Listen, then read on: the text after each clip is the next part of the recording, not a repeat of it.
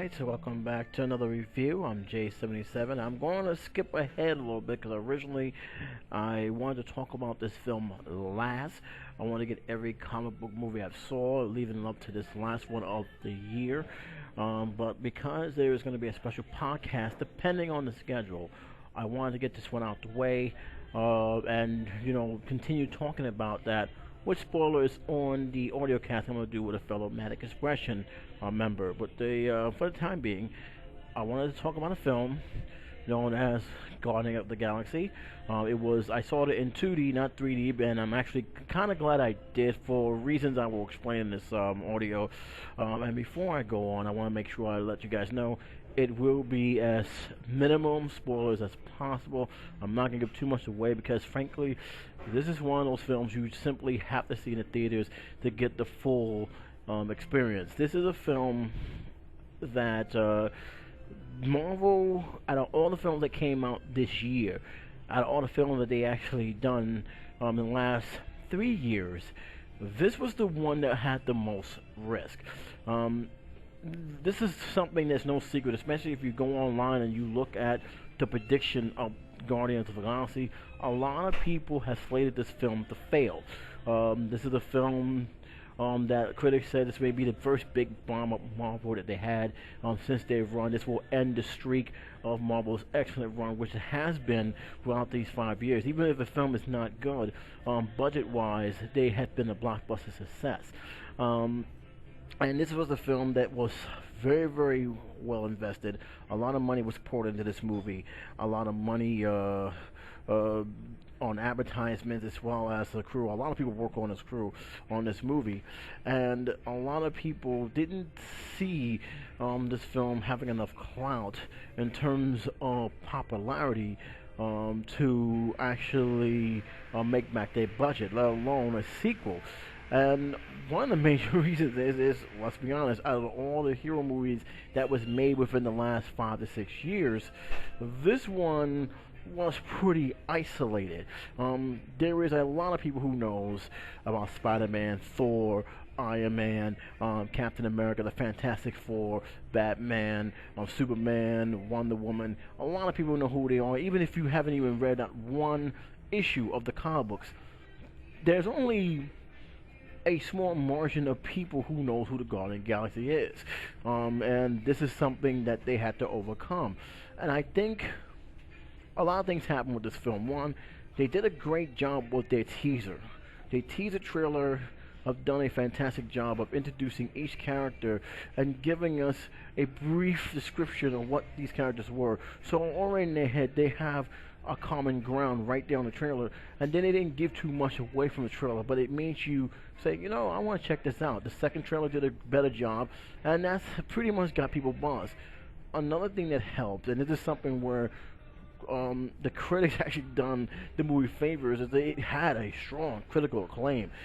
This film was highly praised by a lot of critics right off the bat, and they had a very good cast that it actually worked it in their favor. The reviews came out very, very quickly, and it really stunned a lot of people from the moment it came out.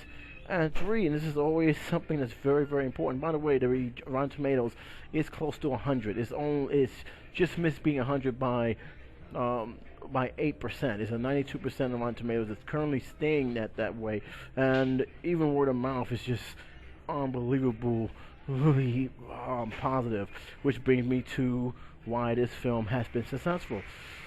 This film really needs to rely on the audience's praises, who they talk to, who they spoke about this film, and why they speak about this film. And that word of mouth, and with the critical acclaim, and with the brand marketing, had meant this film be one of the best hits of the year. Keep in mind, this film dropped out of first place and then got right back into first place, beating out Sin City 2, which a lot of people didn't expect that to happen. That's how strong this film is. That's how powerful the word of mouth is with this movie, and it deserves every last praise that it gets. I believe now they have made, I think they pretty much made their budget back with interest with this movie. I can tell you right now, it was cost them almost 200 million to make, and it made 489.1 million dollars to date right now. So you better believe this was a huge, huge success. And again, it it deserves it. It's one of the best team comp films I have saw. Right up there. It's even better. I actually like this better than the X-Men Days of Future Past, which technically being is not really much of a team film, but it just pretty much follows Wolverine, Xavier, Magneto, Mystique, etc. But this was more what I feel the team film should be, a team action comic book film should be. This film had a well-balanced theme to it. It was dark, it was humorous, it had some laughs, it had a lot of good action, and that seems to really blend in perfectly with what they was trying to do. It's hard to now because I'm still smiling. I know you can't see my face, but I'm still smiling at the fact that this film, I really enjoy seeing this film, the characters, the storyline, everything, and I'm actually I'm contemplating paying that additional $12 just to see this film again. It really, it was the first time I actually, in a long time, that I felt that my money was well invested in a movie. And being the fact that there's not too many good films that have been out there of late, this is also a big breath of fresh air where I can sit back, relax, and enjoy the ride. The plot is this is something that caught me off guard when the film started. This film actually started in the year 1988, and Peter Quill, who is Star-Lord, was pretty much abducted away from Earth after, spoiler alert, after his mother had passed away of cancer, which is completely off the left field. I didn't expect a comic book movie to start out like this. But after that, it just fast forwarded 2 years later, where you see a young Star-Lord just basically looking for this orb, this mysterious orb that seems to be not only he's looking for it for his pirate Ravage, but apparently some other person, Ronan, is looking for it as well. This leads to pretty much a lot of things. It leads to Ronan hunting it down. It also leads to people hunting down Quill, which leads to him meeting his team. The girl, I can never pronounce her name, even in my life, Dramara, which was the first person he meets. He then meets Rocket as well as Grum, which became easily my two favorite characters in this whole film. And then later they meet a person who a lot of people was not too sure how they will react to him. It was not too sure if they actually wanted him there. And that's because they were trying to, throw in his past with WWE. But Dave Bautista played Director Destroyer very, very well. I actually thought he really portrayed this character well, and I'm looking forward to see him in the sequel. In fact, I'm looking for everyone to be in the sequel. But anyway, everything have came into place once they was in this galactic prison. They broke out, and now it's pretty much becomes what they're going to do with the orb. I understand that the orb is a very, very hot piece of property. A lot of people want it, including Thanos, which I was a little surprised to see him in this movie, but they did utilize him well. I know that in Avengers, he was at the very last theme, and everybody couldn't, oh my god, he's going to be the next villain, even though it was announced that he may not be the next villain, but they actually playing this villain very, very well, very, very slowly, and you pretty much get him, especially when you see him standing on his throne and going face to face with Roland. You really, really get the sense that this dude is not to be underestimated. This guy is dangerous, and it may take more than just one team hero squad to take them down. This is where I think Guardians of the Galaxy and Avengers, not with 2 because it was already been announced, but with 3 that they're going to all get together to take on this one common threat. And they really are building that up. It really does seem that way. There is a lot to be said, because I'm not going to go too deep in the story, but there's needless to say that the Guardians of the Galaxy, we see in the origin story, the beginning of Guardians of the Galaxy, we see how these guys, which are not innocent in any way. I mean, I'm talking about these guys have a record.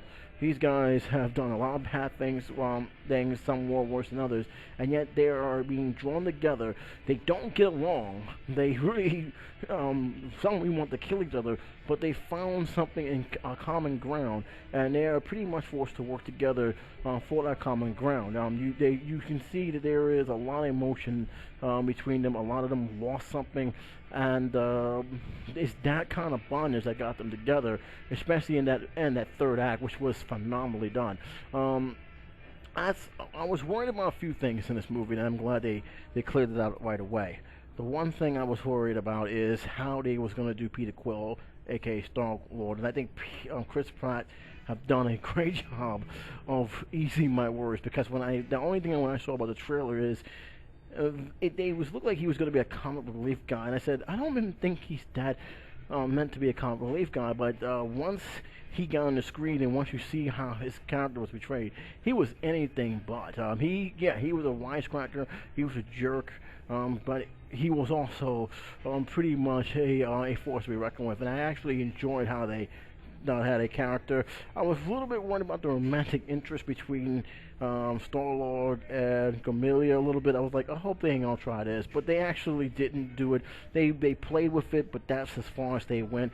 Don't know if that's gonna go any further in the sequel, which by the way there is. And one more thing, kudos to you guys for basically taking a page off of James Bond at the end of the title credit. I thought that was actually kind of funny, that they actually did a James Bond kind of sequence. And if anybody who knows, who's seen James Bond movies, at the end of the title when they say James Bond will return, that's exactly what they did at the end credits of Guardians. And to me, those the worries with the romantic interest and the worry about Chris Pratt playing a comic relief Peter Quill.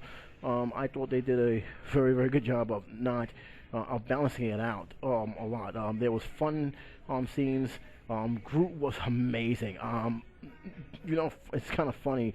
Vin Diesel did not have too much to say, but his performance was so outstanding, and I was like very, very. I'm not going to give anything away. Very, very saddened at the end, but I was also very happy at the end at the same time. And those who've seen the end, you pretty much know what I'm getting at.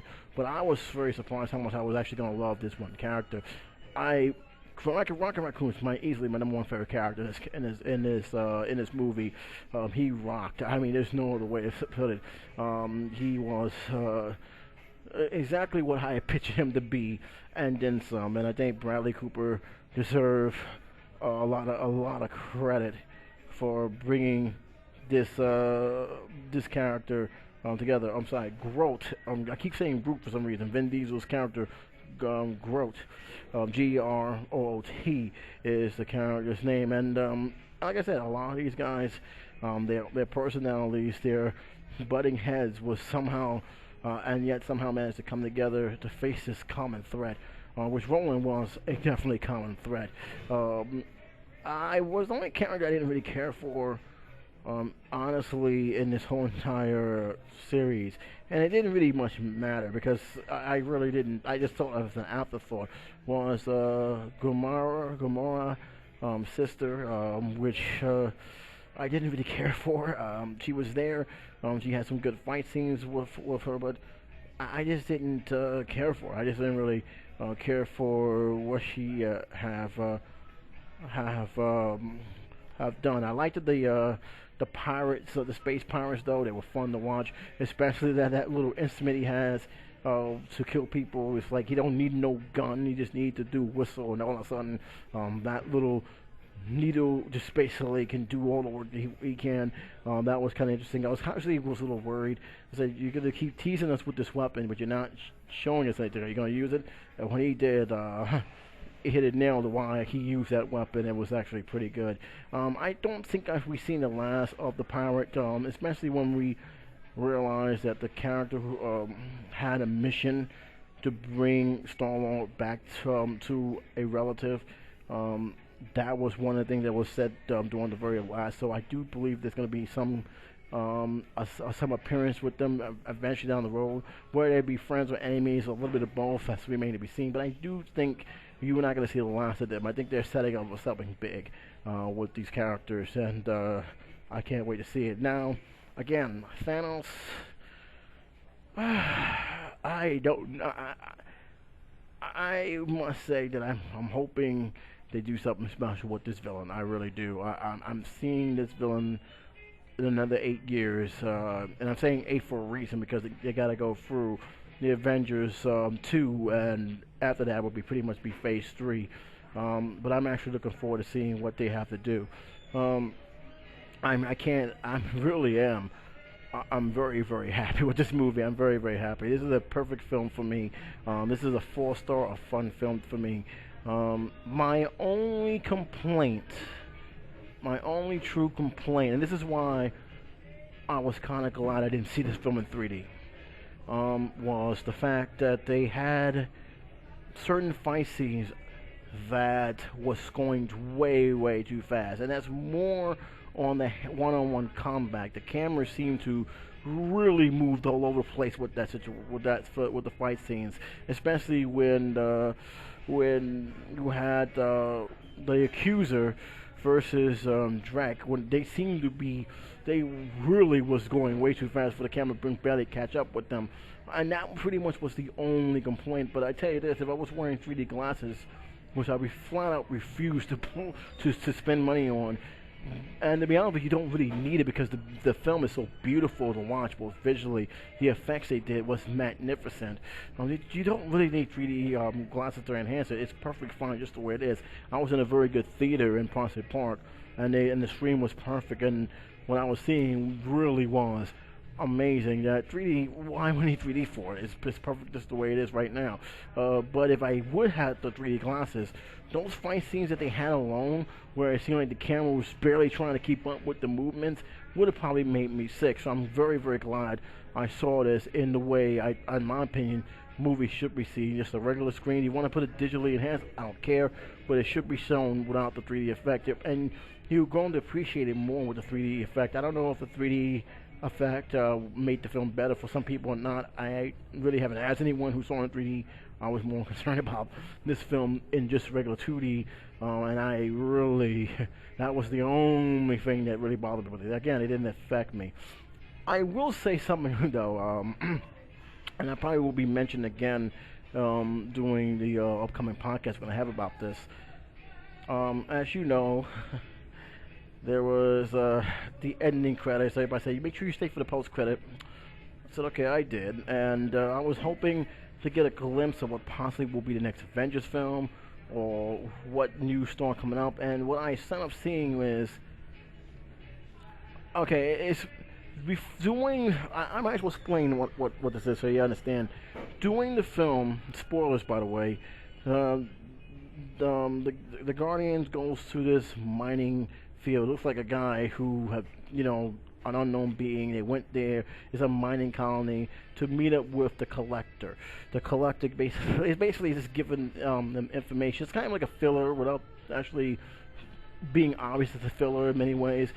And they're getting information about the orb they have, and they reveal the orb is more of a very dangerous weapon. If given to the wrong hands, can wipe out the planet. That was pretty much the gist of why this orb was very important.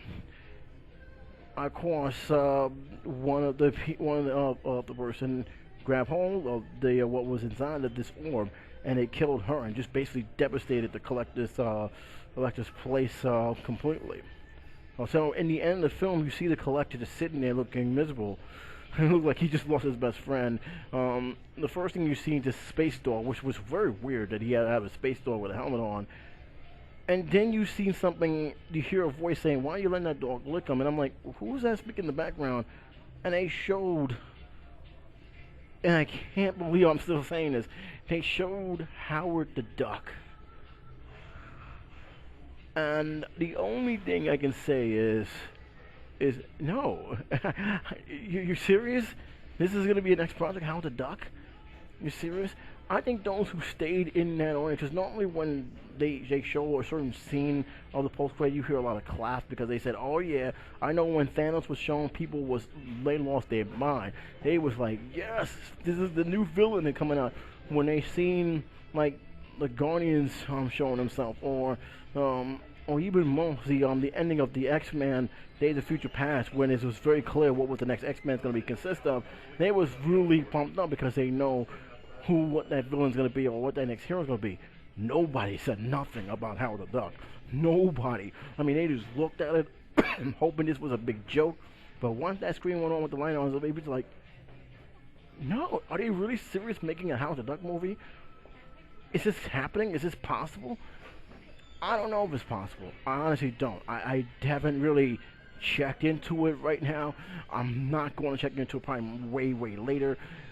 But I was stunned. I was surprised. I'm like, Howard the Duck? Really? We're going to go that route? Howard the Duck? And I'm not against rebooting Howard the Duck.